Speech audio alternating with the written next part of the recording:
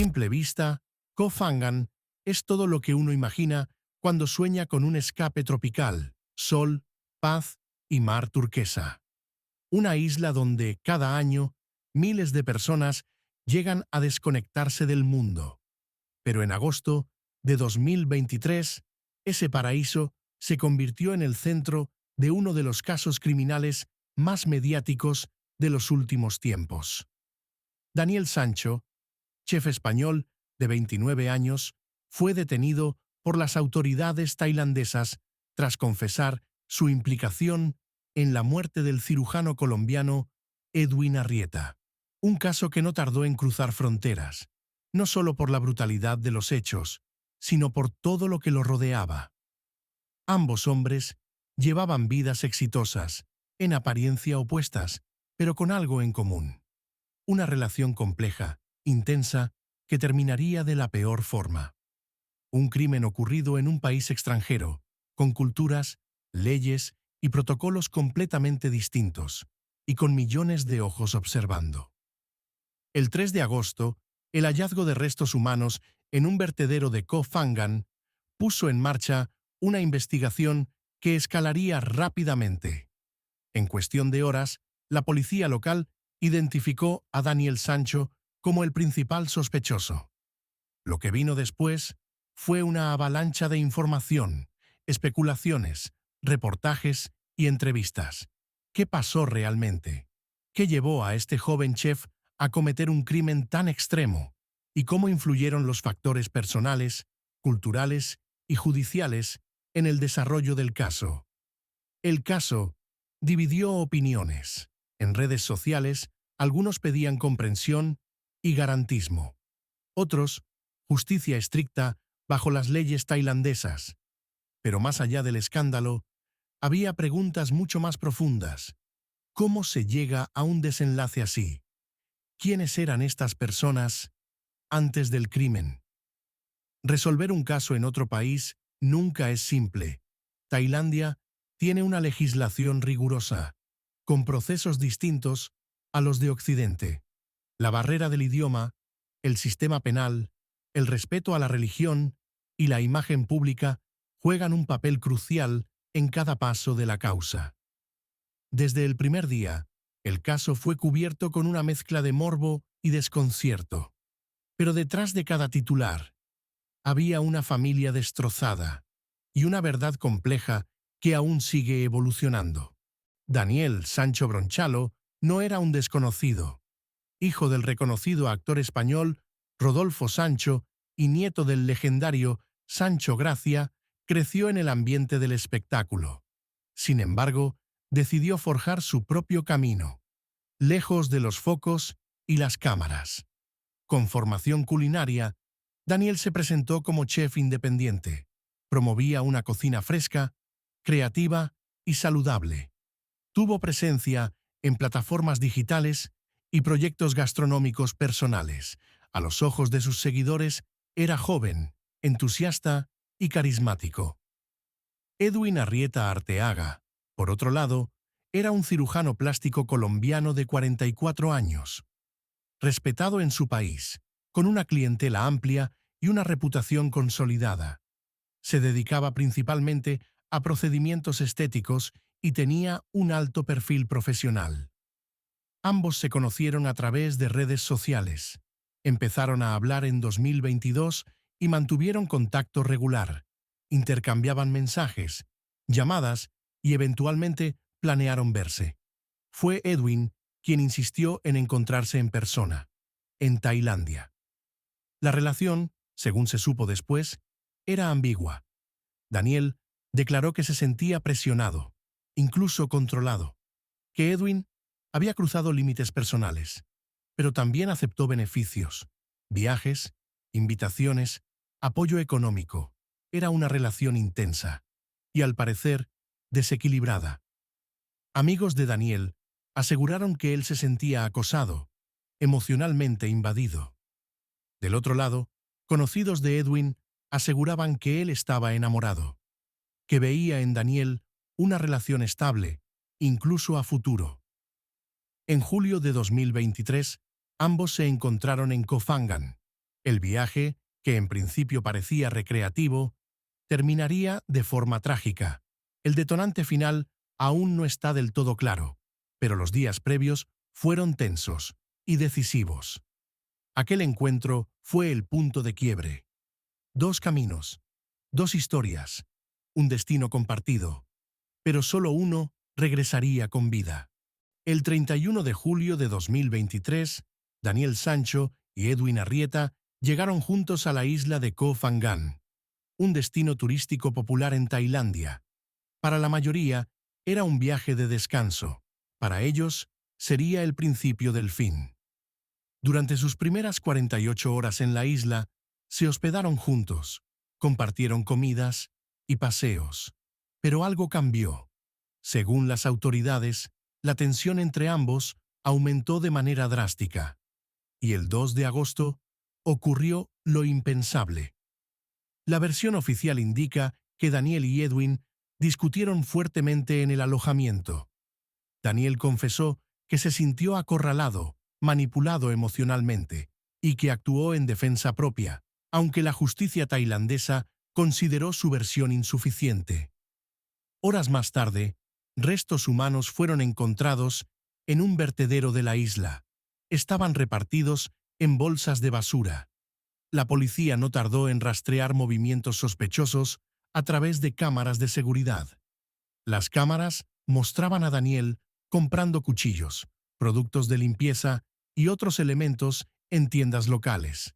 La policía reconstruyó los movimientos previos y posteriores al hecho.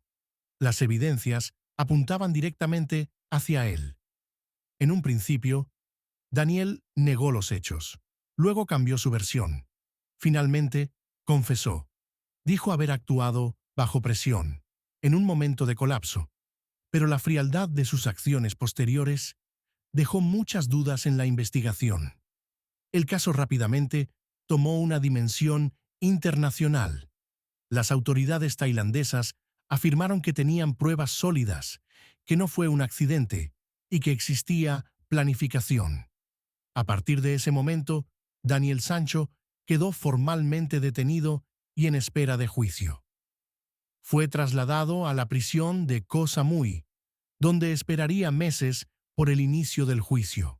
Mientras tanto, su familia viajaba desde España y su defensa comenzaba a tomar forma. El 9 de abril de 2024 comenzó uno de los juicios más esperados del año. En la isla de Koh Samui, Daniel Sancho se enfrentó a la justicia tailandesa acusado de asesinato premeditado y ocultamiento de pruebas.